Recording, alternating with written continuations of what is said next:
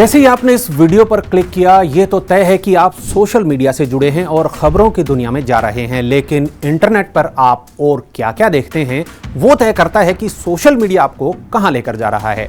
क्या आपको पता है 140 करोड़ भारतीयों में से लगभग 100 करोड़ लोग इंटरनेट का इस्तेमाल करते हैं।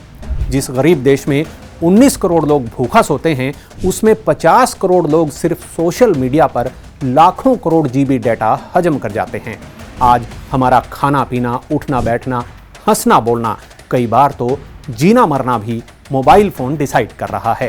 टीवी के आविष्कार के बाद जब लोगों को उसकी लत लगी तो टेलीविजन को इडियट बॉक्स कहा गया। लेकिन आज जिस मोबाइल फोन से लोग दिन रात चिपके रहते हैं, उसे स्मार्टफोन कहा जा रहा है। ये चिंता कोई और नहीं, खुद मोबाइल फोन के जनक अमेरिकन इंजीनियर मार्टिन कूपर जता रहे हैं, जिन्हें फादर ऑफ सेल फोन भी कहा जाता है। मार्टिन कूपर कहते हैं कि सड़कों पर चलते लोगों को मोबाइल में घुसे देखना उनके लिए किसी सदमे से कम नहीं। आंकड़ों और तथ्यों के साथ मैं आपको बताऊंगा वो बातें जिन्हें सुनकर आपकी रूह कांप जाएगी।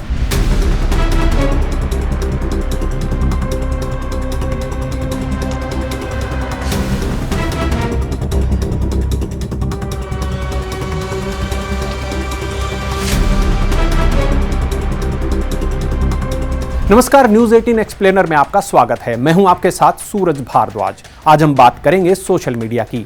भारत की पहचान उसकी संस्कृति है, लेकिन सोशल मीडिया भारत की इस पहचान को दीमक की तरह खोखला कर रहा है। फेसबुक, इंस्टाग्राम, यूट्यूब, ट्विटर यानी एक्स और व्हाट्सएप जैसे प्लेटफॉर्म अब सिर्फ बातचीत का माध्यम नहीं रहे, बल्कि खबरें, मनोरंजन, शिक्षा, व्यापार और राजनीति तक का जबरदस्त हथियार बन चुके हैं। इन प्लेटफॉर्म्स ने हमारी सोच, आदतों और जीवन शैली को गहराई से प्रभावित किया है। सिटीजन शब्द की जगह अब नेटिजन ने ले ली है। इंसान का नया नाम अब डिजिटल गुलाम हो गया है।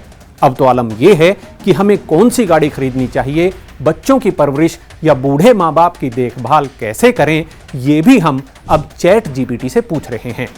मेरा भारत महान अब डिजिटल इंडिया की पहचान बन चुका है। रेहड़ी वाला भी आज डिजिटल पेमेंट ले रहा है। यही नहीं, अब तो भिखारियों का भी कैश लेन देन से भरोसा उठ चुका है। चीन के बाद सोशल मीडिया यूजर्स की संख्या में भारत दूसरे नंबर पर है। अब आप सोचेंगे कि इसमें बुरा क्या है, लेकिन बुराई है। एक बेहद डरावनी तस्वीर जो हमारे सामने है लेकिन दिखाई नहीं दे रही। सोशल मीडिया इंसान को धीरे धीरे शून्य की तरफ लेकर जा रहा है। नशा छुड़ाओ केंद्र अब बीते जमाने की बात हो गई हैं। अब तो मोबाइल छुड़ाओ केंद्र खुलने लगे हैं। मैसूरू समेत कई शहरों में तो अब मोबाइल रोगियों की अलग से ओपीडी चालू भी हो चुकी है। डिजिटल वेलबींग के तहत अनेक प्रयास शुरू हो चुके हैं, जिनका मकसद है डिजिटल साइंस इंसान के लिए वरदान बने, ना कि अभिशाप। ये मैं नहीं, बल्कि वो आंकड़े कह रहे हैं जो जिम्मेदार सरकारी और प्राइवेट एजेंसीज ने बड़ी रिसर्च के बाद जुटाए हैं।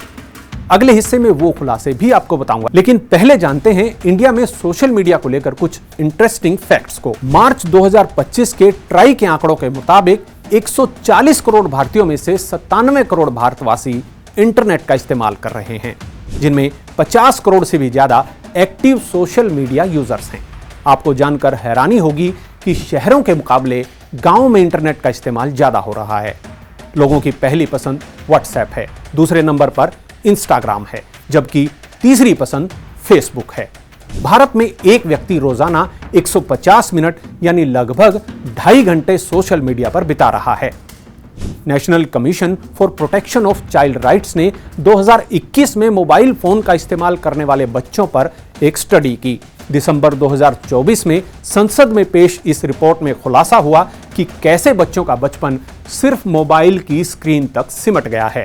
अगर आप अपने बच्चों को स्मार्टफोन देकर निश्चिंत हो गए हैं कि वो इससे पढ़ाई कर रहा है, तो इस रिपोर्ट के नतीजे जानना आपके लिए बेहद जरूरी है। रिपोर्ट के मुताबिक फोन पर 52% बच्चे व्हाट्सएप, फेसबुक, इंस्टाग्राम जैसी ऐप्स पर चैटिंग करते हैं। 44% म्यूजिक सुनते हैं। 31% बच्चों की पसंद गेम्स खेलना है, जबकि सिर्फ 10% बच्चों ने माना कि वो फोन से पढ़ाई करते हैं। जमाने के साथ चलना गलत नहीं। बच्चों की ऑनलाइन क्लासेस, डॉक्टर्स के साथ ऑनलाइन कंसल्टेशंस, वीडियो कॉन्फ्रेंसिंग, चुटकियों में सूचनाओं का आदान प्रदान, ये तमाम ऐसी सुविधाएं हैं जिसने जिंदगी में क्रांतिकारी बदलाव किए हैं। लेकिन अच्छाई अपने साथ बुराई भी लेकर आती है। बुराई फेसबुक, यूट्यूब या इंस्टाग्राम में नहीं, बल्कि इनके भीतर परोसे जाने वाले कंटेंट में है। अश्लीलता, synthetic media, fake news, cyber bullying, cyber fraud, digital arrest, trolling और आजकल AI powered phishing and deep fake campaigns, सब कुछ सोशल मीडिया पर दिखता है। और जो दिखता है वही बिकता है, क्योंकि इन प्लेटफॉर्म्स का एल्गोरिदम ही ऐसा है। क्योंकि एक बार आपसे गलती से भी अश्लील कंटेंट पर क्लिक हो गया तो आपके विश्वामित्र को जगाने अचानक से कई मेनकाएं आपके स्क्रीन पर प्रकट हो जाएंगी। इंसान सोशल मीडिया के इतना इन्फ्लुएंस में आ गया है कि वो टेंशन, डिप्रेशन के साथ साथ फोमो यानी फियर ऑफ मिसिंग आउट नाम की नई बीमारी की चपेट में आ रहा है। फोमो बीमारी का मतलब बिना मोबाइल आप खुद को अधूरा, अकेला और बेसहारा समझने लगते हैं। अच्छा खासा इंसान इस आभासी दुनिया की कैद में घुट घुट कर मर रहा है। अगर आपको लगता है कि आप इसका शिकार नहीं हुए हैं और आप सोच समझकर सोशल मीडिया का इस्तेमाल करते हैं तो आप खुशकिस्मत हैं, क्योंकि सोशल मीडिया का इस्तेमाल क्रेडिट कार्ड की तरह है। अगर आपने सही इस्तेमाल नहीं किया तो आप कब कर्ज के जाल में फंस जाएंगे आपको पता भी नहीं चलेगा। अक्सर सोशल मीडिया की वजह से पैदा नकारात्मकता से जान जाने की खबरें सुर्खियां बन रही हैं। ऐसा नहीं है कि सोशल मीडिया के दुष्प्रभावों को लेकर सरकार चिंतित नहीं है। भारत सरकार में ministry of electronics and information technology social media पर नीति और नियम बनाती है। Ministry of information and broadcasting का काम कंटेंट की निगरानी करना है।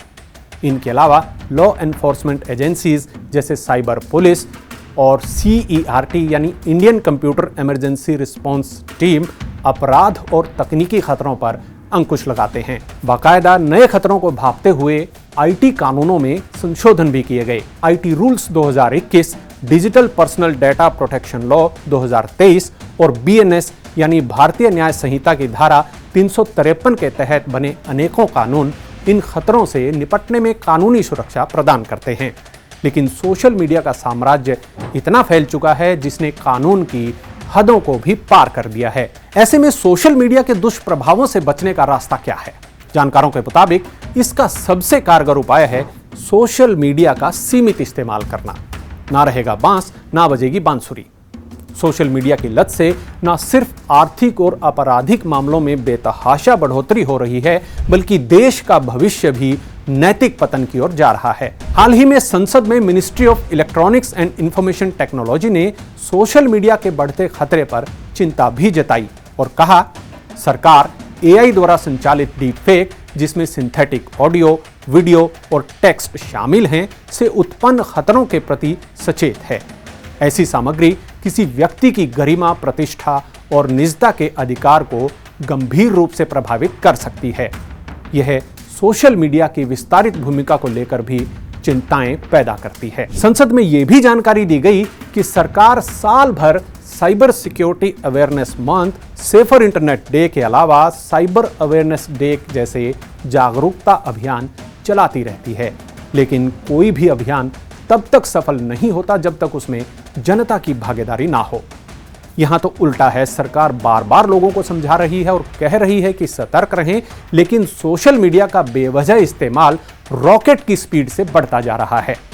हालांकि सरकार ये संकेत दे चुकी है कि इसका सिर्फ अब एक ही रास्ता बचा है, वो है कानून का डंडा। यानी सरकार के पास इस डिजिटल वॉर से निपटने के लिए और कड़े कानून बनाना और उन्हें सख्ती से लागू करने के अलावा और कोई चारा नहीं बचा है।